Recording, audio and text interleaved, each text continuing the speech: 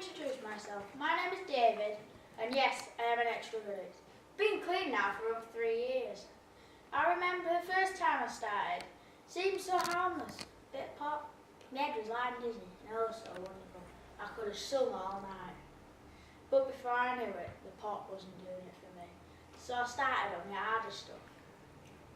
I remember I was 15, my mum had a new partner. I got in debt to the same lads, and I was forced onto the streets, begging for food, begging for a bit of money to support what was quickly becoming a serious habit.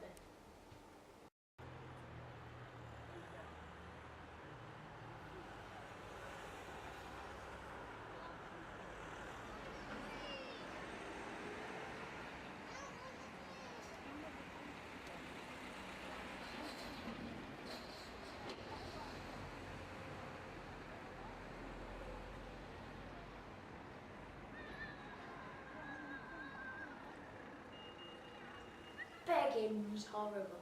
Okay, there was a few kind people, but most just sneered or would give me a wide berth, pretending I wasn't even human or something. So I felt the easier way to clear my growing debt would be to, well, get what comes from the shops to sell. At least then I'd be stealing from big businesses. They wouldn't miss anything, would they? But I was being used left, right and centre. Deep down I knew I didn't have a real friend on earth. That there were times when I could walk down the canal for hours, so lonely, so hurting, so empty inside.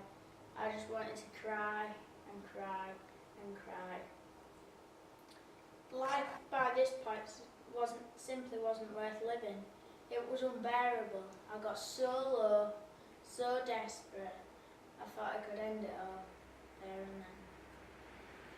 I have loved you, I have held you, though you weren't aware of it. Taught you how to walk and talk, and I bore your first word. And my heart breaks as I wait and see you lost and cold. My heart breaks as I wait to see you coming home.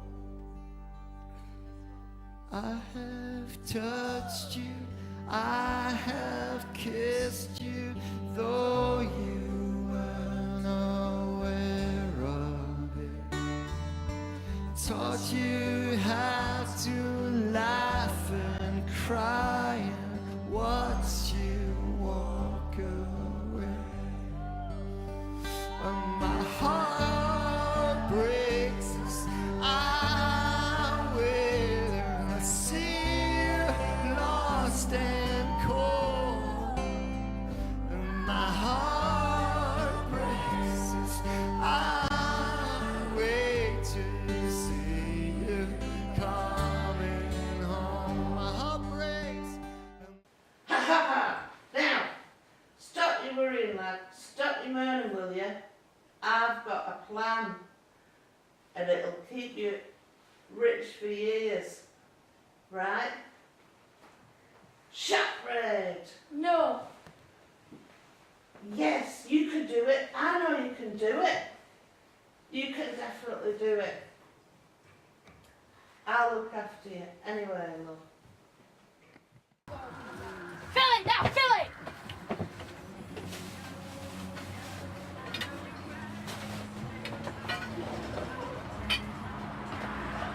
I'll look after you, love. Run off at first sign of trouble. Anyway, first grade went well. My share was £300. Second grade increased my reward. Although I felt terrible about fear of putting in people, I tried to convince myself that I'd had to do it to feed my habit. It wasn't long before the inevitable happened and I was facing a long time in jail. Can you take your coat off, please, and put it on the desk? Have you got anything in your pockets at all? Nothing. Your phone. Put your phone on the desk then, please. And turn it off. Could you turn it off for me, please?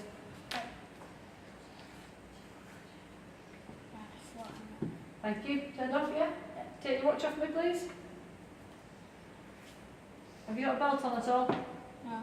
No? And have you got anything else in your pockets? No. Just empty your pockets out and stand back from the desk for me. Oh, tissue. Oh, all right. Put that on the desk then.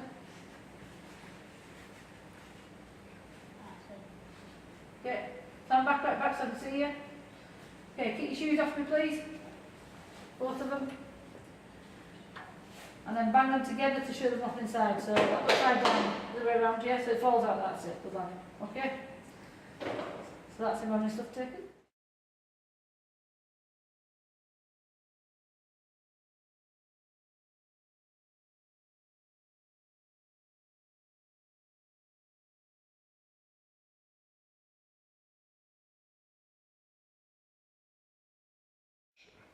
My first brush with Jesus was in prison.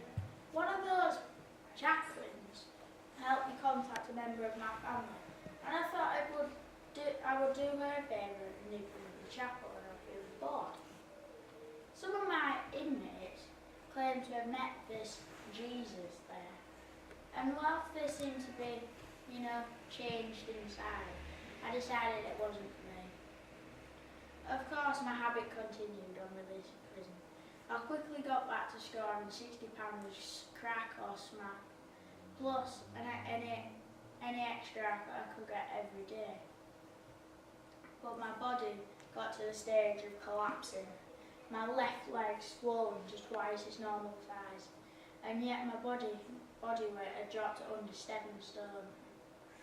I was living under a cardboard box.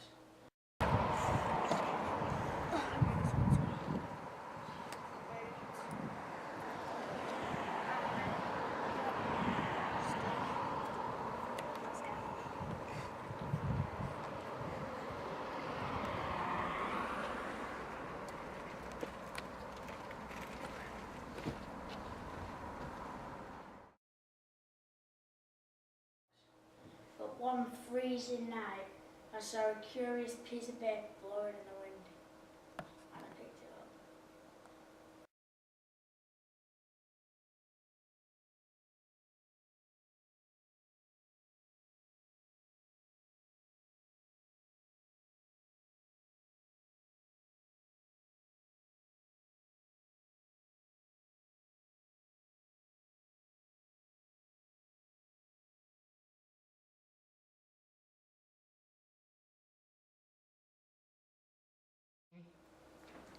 It was advertising a Christian rehab. It read, "I am the drug. You are in love with me, and you are mine. I am the one who has imprisoned you over these years. I am the one who has taken away your sense of self-worth. I destroy your life, the life of your family, and all your relationships. There is no one that can save you now. No one that is except my greatest enemy. Whoever I knock down, he can build up. Whoever I destroy, he can repair. Whoever's life I take away, he can restore. Whoever I imprison, he can set free. My enemy's name? His name is Jesus." That night, I had a dream. I have held you though you weren't aware of it. Taught you how to walk and talk, and I bear your first word. And my heart breaks as I wait and I see you lost and cold. My heart breaks as I wait to see you coming home. I have touched you, I have kissed you, though you weren't aware of it. Taught you how to laugh and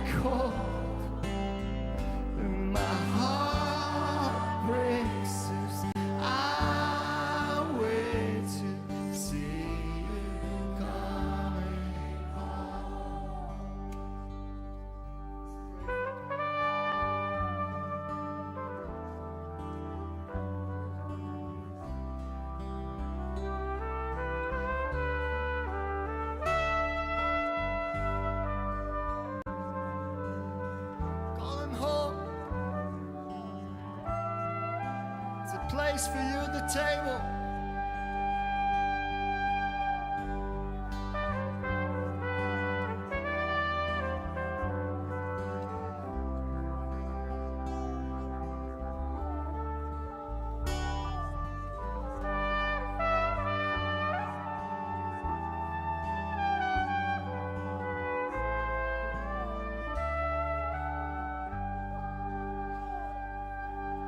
I have loved you, I have held you, though you were unaware of it. Taught you how to walk and talk, and I bear your first word. At first, the rehab was like hell. Cold turkey was the most horrendous experience of my life. For the first 2 weeks, get a hold of this, 2 weeks, I couldn't sleep at all. I remember the night, my head was pounding, and I heard an aggressive voice in my head. Dave, get the hell out of here if you're going to sort this pain out with a £10 bag of smack. And yet, I heard another voice, this time a little calmer. Dave, if you're gonna leave, you're gonna die. It's as simple as that. If you're gonna leave, you're gonna die. I looked around in pure desperation for the source of the second voice, and then I saw a Bible. And I thought to myself, well, if they're getting something out of it, why can't I? I picked it up, opened it in the middle. Psalms of David. Maybe they were written just for me. I smiled for the first time in years. Still, my head was pounding. I struggled to read, but as I read, I felt my heart warm. Psalm 46, verse 10. Be still and know that I am God.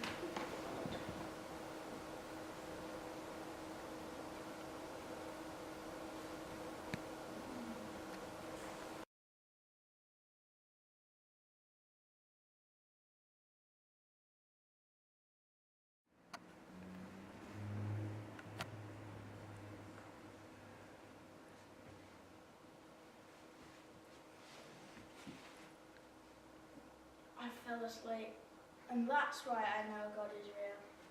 At the time of my greatest temptation, at my most desperate moment, at the time I cried out to him, he was there. Jesus, who died on the cross, so my sins would be forgiven, was saying to me, come to me. Come to me, you who are tired and overburdened, and I will give you rest. And he did, man.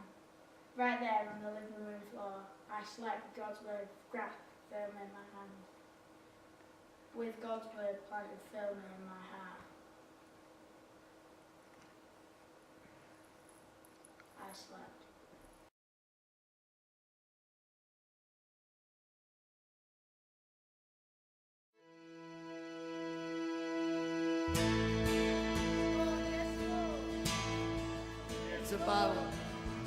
There's a battle raging over this land, a deep damage in the people, yet pride stops us stretching out our withered hand, yet God has stretched out to heal us. This I know, this I know, this I know. This I know. Just one touch from the King changes everything. Just one touch from the King changes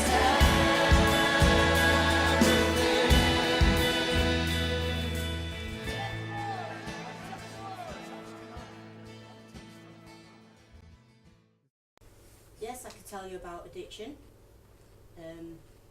Been through that situation myself. Got addicted to drugs when I was younger, very young. At the time I thought it was good, but it wasn't, because it can lead to very bad things like loss of weight, bad situations in health. For example, when I was on drugs I was like 7.5 stone, and it could have been as far as going into hospital. But really, no drugs are fun. I mean, it leaves you short on money, causes problems for your family feel hurt for you, because obviously they think, well, what's going to happen next?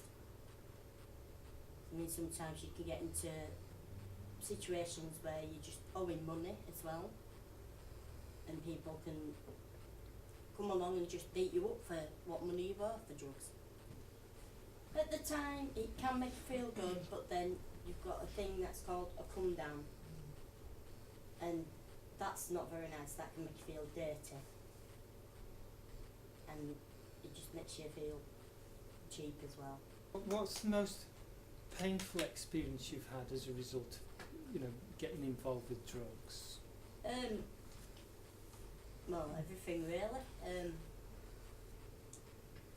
Having to lose my children was one of them, and fighting back for them, which I got back. Took a lot of work, but yes, I got them back. That's because I went and got help for what problems I did have. What was it that got you into drugs in the first place? What was the... Well, people, it could be people who you hang around with, really, and you don't really know they take drugs until they actually show you that they take drugs, and then you think, well, I'm going to be one of them people, being with the crowd. But it's not worth it, really. Well, how do you know injecting? Well, basically, when you know when you're addicted, because you're spending all your money all the time, and drugs come first before anything else. It took a serious thing to happen before I realised, yes, there was a problem. Well, alcohol is there, it plays a part of trying to forget things that you don't want to remember. And at the end of the day, you don't forget things. Well, you do for a short while, but then come the next day it's still there. So you've still got that problem there, along with a hangover. Can you tell us a little bit of your background that led to addiction? Yeah, my background is I come from, born in Leeds. I come from a family, mother and father. My mother was a nurse. She worked at a hospital in Leeds. My father worked in munitions, building tanks. My father liked to drink. Remember very little of my father being present in my childhood.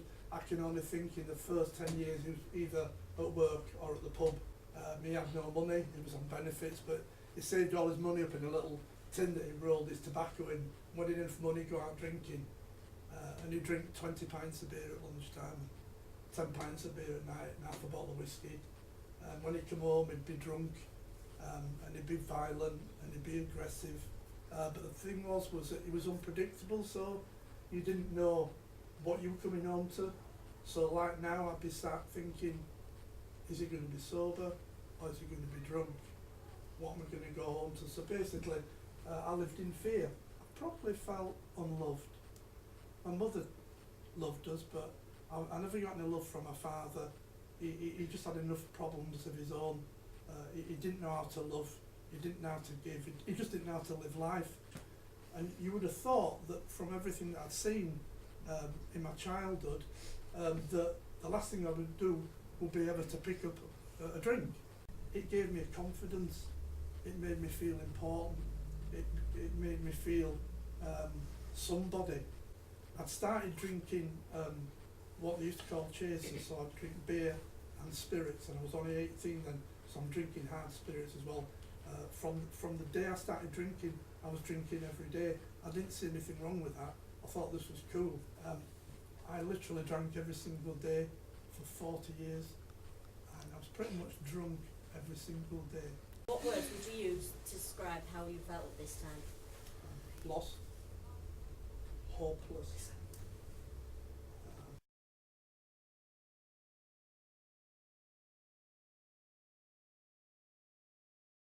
One of the first things I notice is you start to think of others. It healed me of other things. I used to have a foul mouth. I don't swear anymore. That's not a conscious effort.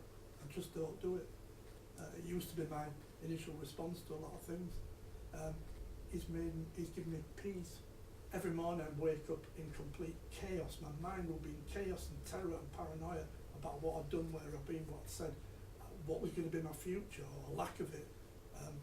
I have peace now within my being, within my heart, within my soul, within my mind. I no longer worry. I used to worry about every single thing. I don't need to worry. I'm not saying that all of these things that I'm perfect in. This is a process. It's a lifelong process, but I don't worry. When I do worry, if I've got a fear, I know I can take it to Jesus and say, I give that to you, because he cares about us. And everything I'm saying about me is true for you as well, because the Jesus I'm trying to reveal to you is a real person who loves and cares about each and every one of us. And you don't have to have such an extreme experience of life as I have to meet him. But one of my reasons and purposes is to say, it doesn't matter how far you've gone in your life or whatever you think you've done, Jesus can save, Jesus rescues, Jesus can heal.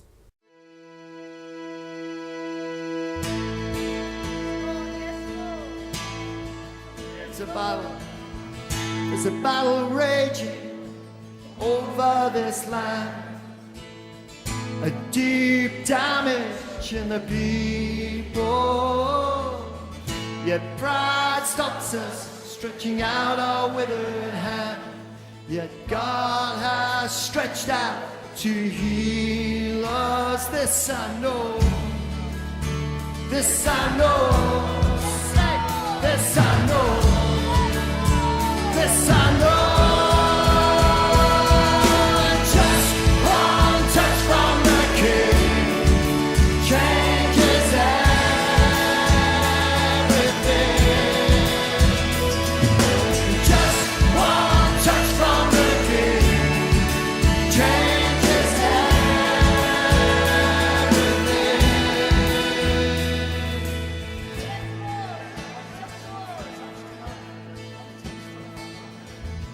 There's a great darkness over this land, a deep darkness on the people, but a light is shining that the dark can't understand. Light of the world, King Jesus, do you know?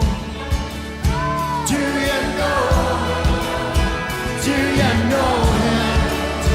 Do you know? Just one touch from the King changes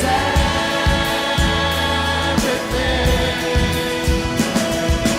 Just one touch from the King changes everything.